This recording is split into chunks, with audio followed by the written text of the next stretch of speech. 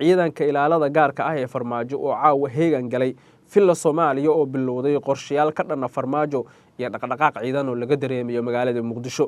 waxaan kaloo ku soo gudbin doonaa Garajaamac Garaad Cali oo ballanqaad culus u sameeyay beesha Ciise isagoo sheegay in hub iyo gaadiid dagaalba ay ku taageerayaan haddii beeshu ay la dagaalamayso Somaliland iyana waan ku soo gudbin doonaa. waxaan kaloo kula wadaagi doonaa Mahad Cambaashi iyo ciidamo oo wato oo goordhow ka baxay magaalada Cerigaabo ee xarunta gobolka Sanaag. qodobadaas iyo waxyaabihii kale nagu soo kordha ayaa saaxiibayaal idin faahfaahin doona ee soo dhawaada. haddii tahay markii ugu horeysayna nagu soo biir subscribe waxaad heli doontaa wararka iyo warbixinada xasaasiga ah oo mar walba halkan aan ku daabacno. qodobkeena ugu horeeya ayaan ku bilaabayaa ciidanka ilaalada gaarka ah ee madaxweynihii sagaalaad ee Soomaaliya Maxamed Cabdilaahi Farmaajo ayaa caawa heegan buuxa galay filla Soomaaliya. waxaa la sheegay inay bilowday qorshayaal ka dhan ah Farmaajo. haddaba waxaan ku soo gudbin doonaa dhaqdhaqaaqyo ciidan oo laga dareemayo caawa magaalada Muqdisho. madaxweynihii sagaalaad ee Soomaaliya Maxamed Cabdulaahi Farmaajo tan iyo markii uu yimid magaalada Muqdisho dabcan filla Soomaaliya waxay u arkaysay culays iyada ku soo kordhay, laakiin qorshayaal halisa ayay filla Soomaaliya damacday inay tiro dhowr jeer degto, laakiin qorshayaashaasi waxaan ogaanay inay fashilmeen. madaxweynihii sagaalaad ee Soomaaliya Maxamed Cabdulaahi Farmaajo xabiibul malaayiin dabcan waa uu ka taageero badan yahay, waa uu ka xamaasad badan yahay, wuuna ka xiisa badan yahay siday dadka kale u arkaan. dabcan haddii maanta mucaaradku ay soo saaraan war oo Farmaajona uu war soo saaro waxaa la xiiseynayaa oo dadka dhan ay daneynayaan midda Farmaajo ka soo baxda. sidaas si lamid ah madaxweynihii sagaalaad ee Soomaaliya Maxamed Cabdilaahi Farmaajo dad badan waxay aaminsan yihiin inuu xilligan qaadi karo tallaabooyin ka dhan ah filla Soomaaliya, laakiin inta uusan Farmaajo tallaabooyinka qaadin ayay filla Soomaaliya waxay rabtaa inay qabato qorshayaal halis ah oo burburin kara dowladnimada Soomaaliya. Farmaajo ciidankiisa waxaa la sheegay inay feejignaan dheeraad ku jiraan oo ay mar walba ka cabsi qabaan weerar uga yimaada madaxweyne Xasan Sheekh Maxamuud. xasan sheekh maxamuud wuxuu maanka ku hayaa wuxuu uu sameeyay Farmaajo waagii uu madaxweynaha ahaa. wuxuu uu sameeyana dib ayaan ku xasuusinayaa isaga iyo Sheekh Shariif waa Xasan Sheekh Maxamuud iyo Sheekh Shariif waagii mucaaradka hayeen beledweyne waa tii loo diiday diyaaradooda inay ka degto.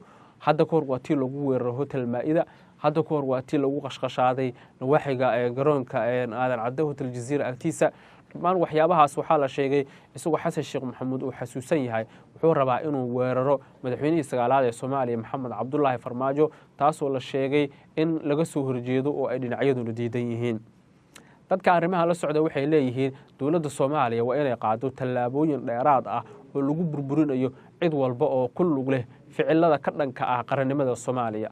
Farmaajo waxaa la sheegay in ay culays u aragto filla Soomaaliya xubnaha mucaaradka kale si aysan culays u arag, laakiin qodobada hadda ugu waaweyn oo dabcan la isku hayn karo ama la isku hayo ayay dad badan aaminsan yihiin inay ku jirto sidii looga wada shaqayn lahaa ama looga wada shaqayn lahaa dowladnimada Soomaaliya walow dhinacyadu ay kala aragti duwan yihiin.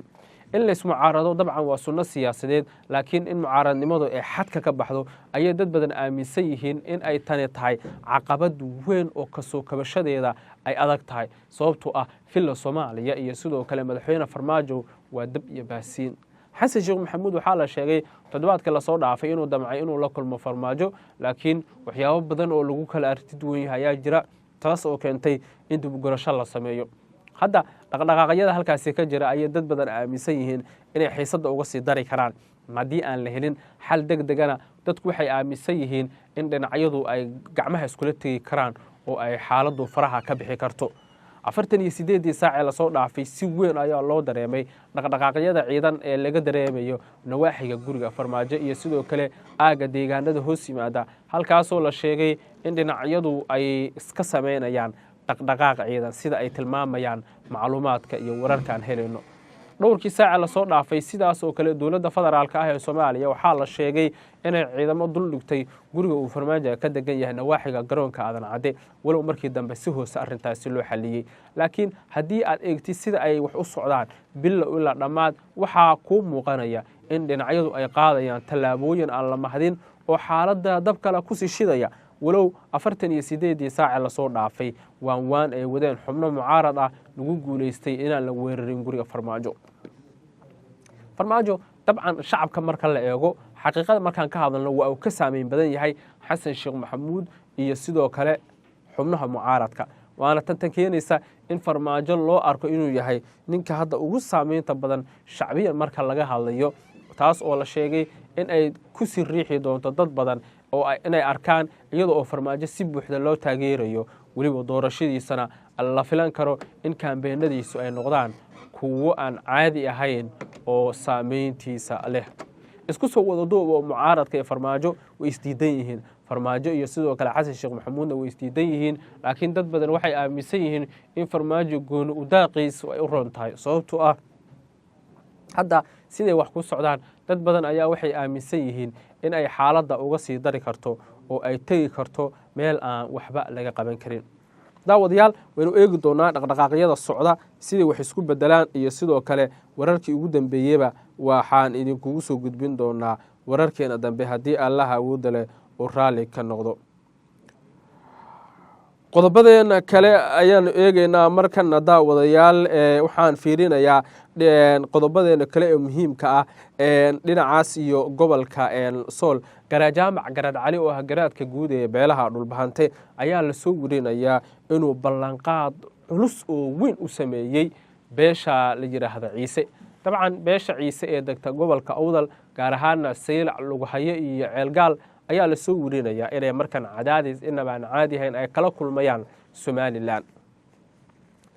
beesha ciise waxaa la sheegay in cadaadiska hadda ay kala kulmayso farmaajo uu yahay mid aan hore loo arag, waxaana la arkayaa dhowrkii saac ee lasoo dhaafay in dhinacyadu ay sameynayaan dhaqdhaqaaqyo ciidan oo xaaladda uga sii dari kara. waxaa la soo wariyey inay wada hadal telefoon yeesheen suldaanka guud ee beesha ciise iyo sidoo kale garajaamac garad cali. labada ninna dabcan horey ay isku yaqaaneen oo dhowr jeer ayay Uganda ku kulmeen, dhowr jeerna Nairobi ayay ku kulmeen.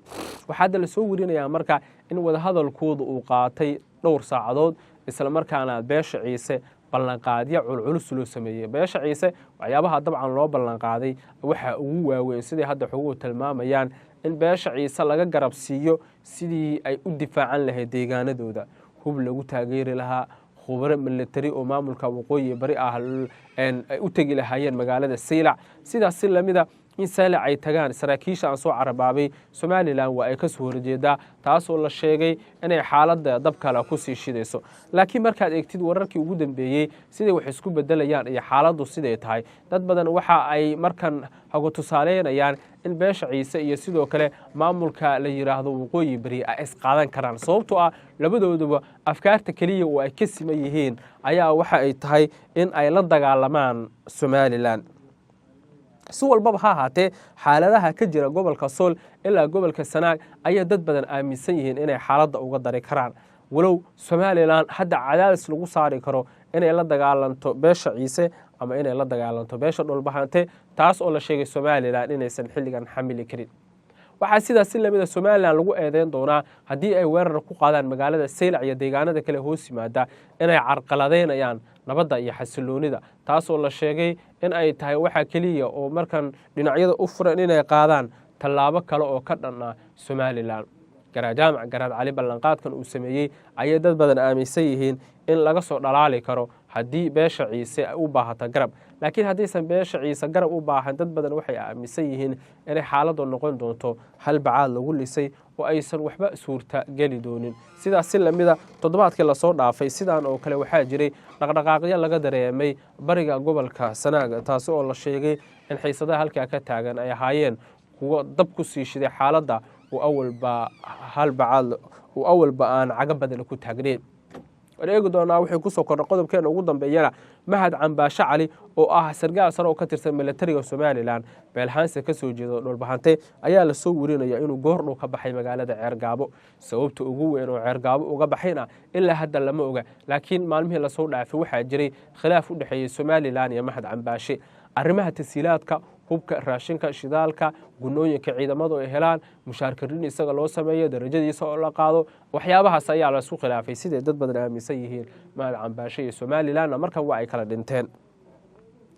haddii aan si degdeg ah loo xalin tan dabcan waxay fursad u tahay maamulka waqooyi bari oo u arka tan guul istiraatiijiyadeed oo inaba aan caadi ahayn, waxaana wararka la helaya ay tilmaamayaan in saacadba saacadda ka dambaysa la arki karo isku dhacyo waaweyn oo dhanka ciidamada ah oo dhexmara beesha uu ka soo jeedo mahad cambaashe iyo ciidanka Somaliland. waxay ku soo kordha daawadayaal waxaynu idinkugu soo gudbin doonaa wararkeena dambe. haddii ta markii kugu horeysa nagu soo bir subscribe daraja media waa mahadsantahay saaxiib, soo dhawow habeen wanaagsan.